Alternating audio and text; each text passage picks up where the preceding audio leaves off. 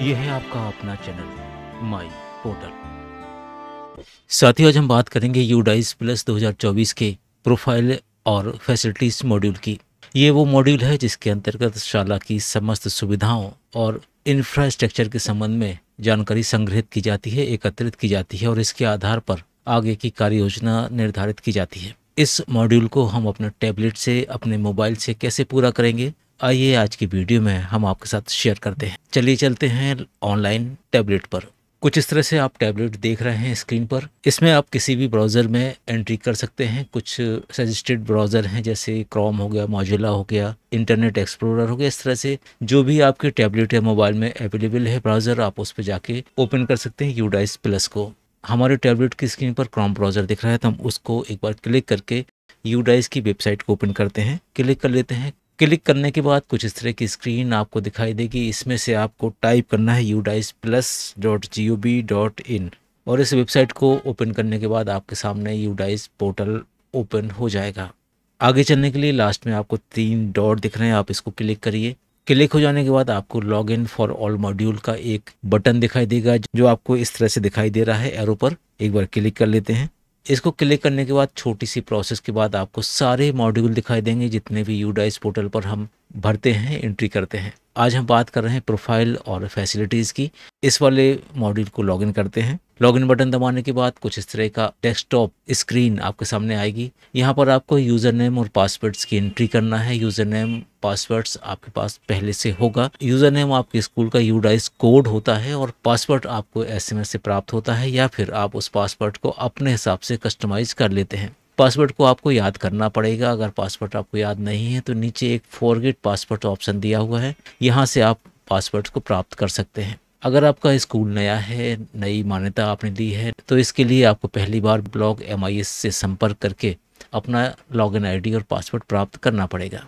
चलिए किसी स्कूल के लॉगिन से हम लॉगिन कर लेते हैं इस मॉड्यूल को। लॉगिन हो जाने के बाद कुछ इस तरह की स्क्रीन आपको सामने दिखाई देगी। यहाँ पर आपको सबसे पहला ऑप्शन डाउनलोड प्रीफिल्ड DCF का आएगा। यहाँ पर आपको का DCF भरा हुआ मिल जाएगा। इसके साथ साथ में आपको हिंदी में भी ये DCF प्राप्त हो जाएगा इस वाले ऑप्शन से। प्रोफाइल एंड फैसिलिटीज़, टीचर और स्टूडेंट, 3 तरह के मॉड्यूल आपको यहाँ पर दिखेंगे। आपको प्रोफाइल और टीचर की एंट्री करना है तो आपको क्लिक करना पड़ेगा प्रोफाइल और फैसिलिटीज़ वाले ऑप्शन पे। चलते हैं आगे, क्लिक करते हैं। क्लिक हो जाने के बाद कुछ इस तरह की स्क्रीन आपको दिखाई देगी। इसमें 2 तरह के सेक्शंस आपको मिलेंगे, सेक्शन 1, सेक्शन 2। सेक्शन 1 में आप स्कूल प्रोफाइल की जानकारी भरेंगे और सेक्शन 2 में फिजिकल फैसिलिटीज़, इक्विपमेंट, कंप्यूटर और डिजिटल इनिशिएटिव्स की जानकारी आपको भरना है। जो भी डेटा कैप्चर होगा इसके लिए 1.1 से 2.28 तक के पॉइंट यहाँ पर दिए गए हैं। क्लास कैटेगरी के हिसाब से ये पॉइंट कुछ हाइड हो जाते हैं, कुछ पॉइंट नए ओपन हो जाते हैं, इसलिए कुछ सीरियल नंबर आपको हो सकता दिखाई ना दें। शुरू करते हैं स्कूल प्रोफाइल से। यहाँ पर एक चीज़ और आपको हम बता देते हैं, आप अगर इंग्लिश में कंफर्टेबल हैं तो अच्छी बात है। अगर इंग्लिश में आप कंफर्टेबल नहीं हैं तो आप इसको हिंदी भाषा में भी पूरे मॉड्यूल को कन्वर्ट कर सकते हैं। इसके लिए एक ऑप्शन दिया हुआ है सिलेक्ट लैंग्वेज का। आप यहाँ पर देखेंगे आपको इंग्लिश और हिंदी 2 ऑप्शन दिख रहे हैं। आप अगर हिंदी क्लिक करेंगे तो ये सारी लैंग्वेज आपको हिंदी में दिखाई देगी और आप इंग्लिश में करेंगे तो ये सारी चीज़ आपको इंग्लिश में दिखाई देगी। आप जिसमें भी कंफर्टेबल हैं आप उस पर जाकर एंट्री अपडेट कर सकते हैं। शुरुआत करते हैं स्कूल प्रोफाइल से। यहाँ पर शुरुआत करते हैं 1.1 से 1.26 तक के लिए। इस पोर्शन में हम जानकारी चेंज नहीं कर सकते हैं, सिर्फ हमें यहाँ पर व्यू करना है। यहाँ पर हम देख सकते हैं जो भी इन्फॉर्मेशन है आप यहाँ से देखते जाइए। आपको ये जानकारी अपडेट करना है तो आप इसके लिए स्कूल डायरेक्टरी मैनेजमेंट पोर्टल पर जाएंगे, वहाँ से आप इस जानकारी को ब्लॉग MIS के माध्यम से अपडेट करा सकते हैं। इस पूरी इन्फॉर्मेशन को देख लीजिए। जब आप इस इन्फॉर्मेशन से संतुष्ट हो जाएं तो आपको यहाँ पर लास्ट में मार्क एज कंप्लीट इसको क्लिक कर लेना है और इसके बाद हम पहुँच जाएंगे नेक्स्ट वाले पेज पर। आगे चलते हैं, क्लिक कर लेते हैं भाषा और अन्य बिंदु पर। जैसे ही आप इसको क्लिक करेंगे तो देखेंगे कुछ इस तरह के पॉइंट्स आपके सामने आ जाते हैं। बहुत ही आसान हिंदी यहाँ पर लिखी हुई है, आप उसको आराम से पढ़ के उत्तर दे सकते हैं। जैसे पहला पॉइंट 1.27 लिखा है, क्या ये शिफ्ट स्कूल है, आपको इसका उत्तर देना है। आवासीय स्कूल, मातृभाषा, इस तरह से बहुत सारे प्रश्न ऐसे हैं कि जो आप देखते ही साथ उसका उत्तर दे सकते हैं।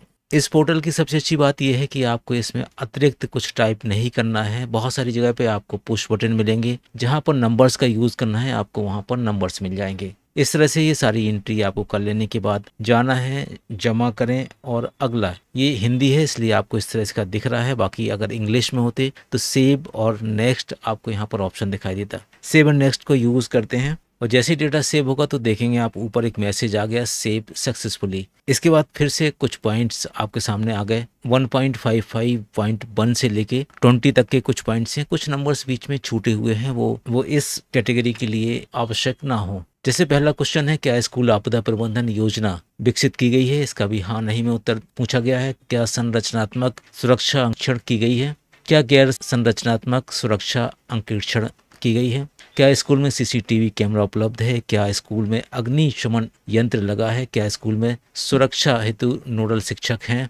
इस तरह से कुछ बिंदु हैं जिनका हाँ और नहीं में उत्तर पूछा गया है। आप इस तरह के सारे प्रश्न एक बार पढ़ते जाइए, ध्यान से समझते जाइए और इसके बाद सेव एंड नेक्स्ट करके अगले पेज पर पहुंच जाएंगे। जैसे सेव और नेक्स्ट दबाएंगे तो आप देखेंगे सेव का मैसेज आपको ऊपर डिस्प्ले होने लगा ग्रीन कलर से और फिर एक अगला प्रश्न आपके सामने आ गया। यहाँ पर आपको 1.57 से स्कूल की फाइनेंशियल पोजीशन पूछी जा रही है, वित्तीय सहायता के संबंध में, और ये सारा डेटा आपको लास्ट ईयर से लेना है। लिखा हुआ है पिछले शैक्षणिक वर्ष का। इसके बाद इन्वेंट्री रजिस्टर, वार्षिक आय और इस तरह से कुछ 3 पॉइंट्स यहाँ पर दिए हैं। आपको इनका उत्तर यहाँ पर देना है, इनका आंसर आपको लिखना है स्कूल के रिकॉर्ड के हिसाब से और इसके बाद फिर से आपको जमा करें और अगले वाले ऑप्शन पर चले जाना है। ये सेव हो जाएगा तो आपको फिर से एक नया पेज आ जाएगा और अब हम आ गए हैं पार्ट 2 में, फिजिकल फैसिलिटीज़ यानी भौतिक सुविधाओं की। इस वाले सेक्शन को आपको बहुत ही ध्यान से भरना है क्योंकि इस पर बहुत सारी स्कूल की प्लानिंग डिपेंड करती है। 2.1 में लिखा हुआ है स्कूल भवन की स्थिति। इसमें 3 तरह के ऑप्शन आपको दिए गए हैं। पहला प्राइवेट ऑन, रेंटेड या नो बिल्डिंग, यानी नो बिल्डिंग से तात्पर्य है कि रनिंग इन ओपन प्लेस, खुले में स्कूल संचालित होता है। अगला बिंदु 2.2 स्कूल भवन का प्रकार, और यहाँ पर आपसे पूछा गया है कि स्कूल भवन में कितने ब्लॉक्स हैं, कितने पक्के ब्लॉक्स हैं, कच्चा भवन, तंबू, इस तरह से कुछ इन्फॉर्मेशन आपसे पूछी गई है। इसके बाद 2.3 में पूछा गया है बाउंड्री वॉल यानी चार दीवारी का प्रकार। ऑप्शन के हिसाब से अपने स्कूल की वास्तविक स्थिति को दर्ज कर सकते हैं। 2.4 स्कूल में उपलब्ध कक्षाओं का विवरण, और इसमें कितने कक्ष पूर्व प्राथमिक के लिए हैं, कितने प्राथमिक के लिए हैं, इस तरह से कुछ ऑप्शन दिए गए हैं। क्योंकि जिस स्कूल को हमने ओपन किया है ये प्राथमिक स्कूल है, इसलिए यहाँ पर 2 ही ऑप्शन दिख रहे हैं। अगर आपका स्कूल माध्यमिक का है तो आपको अलग ऑप्शन दिखेंगे, अगर हाई स्कूल हायर सेकेंडरी तक का है तो इसमें कुछ अलग अलग ऑप्शंस भी आपको सामने दिखेंगे। जो भी ऑप्शन दिखेंगे उसको आपको ध्यान से पढ़ना है, समझना है और फिर भरना है। इसके बाद 2.4 में विवरण दिया गया है कि जो भी आपके पठन कक्ष हैं, जो भी क्लासरूम हैं, उनकी अच्छी स्थिति, मामूली मरम्मत या आंशिक या अधिक मरम्मत की आवश्यकता, इस तरह से विवरण मांगा गया है। आपको जो भी कक्ष संख्या ऊपर दी है उसी को विभाजित करते हुए आपको यहाँ पर लिखना है। आपके विद्यालय में जितने भी कक्ष उपलब्ध हैं उतने कक्ष इन सारे कॉलमों की योग के बराबर होना चाहिए। अंतर होने में आपका डेटा सेव होने में परेशानी होगी। इसके अलावा बिजली की उपलब्धता पूछी गई है। कक्षाओं, कमरों में शौचालय का विवरण पूछा गया है। 2.6 के खा में पूछा गया है उपलब्ध कमरे चिन्हित करें, और इसमें जितने भी कक्ष जिस उपयोग के लिए हैं वो आपको बताना है। जैसे स्कूल में प्रमुख प्रधान शिक्षक या प्रधानाचार्य के लिए कक्ष उपलब्ध है, इसमें भी हाँ नहीं बताना है। पुस्तकालय के लिए अलग है, आपको सहायक प्रधान अध्यापक के लिए, लड़कियों के लिए अलग, कॉमन रूम, शिक्षकों के लिए स्टाफ, इस तरह से कुछ ऑप्शन दिए हैं। इनको आपको हाँ नहीं में लिखना है। और जब भी सारा डेटा पूरा हो जाए तो आपको लास्ट वाला जमा करें, अगला इस वाले ऑप्शन को क्लिक करके अगले ऑप्शन पे, अगले पेज पर आ जाना है।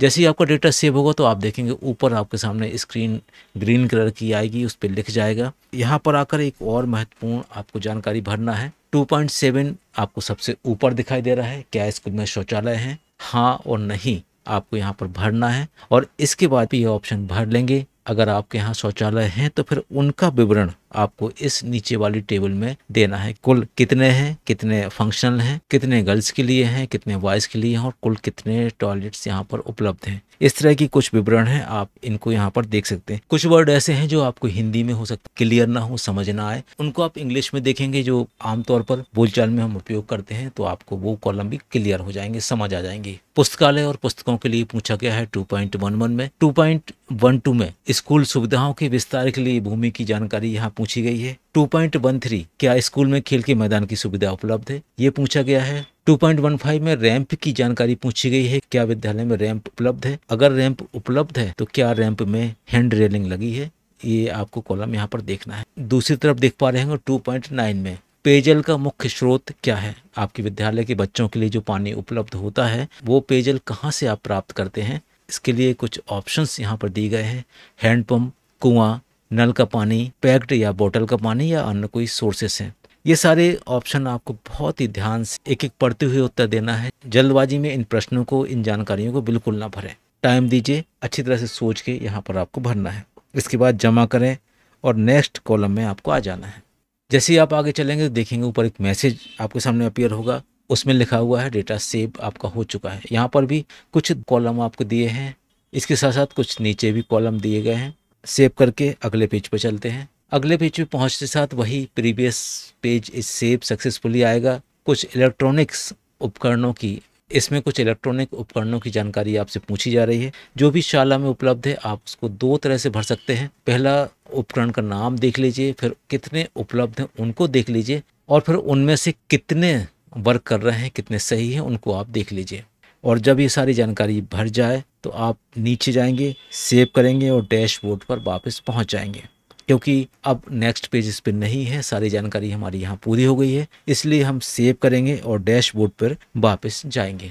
जब आप वापस आएंगे तो देखेंगे स्टेटस में आपका सभी तरह से सारे ऑप्शन कंप्लीट यहाँ पर दिखने लगे, और ऊपर जो स्टेटस आ रहा है overall status complete all form. इस तरह से आपका जो भी डेटा है ये आपने कंप्लीट कर लिया है।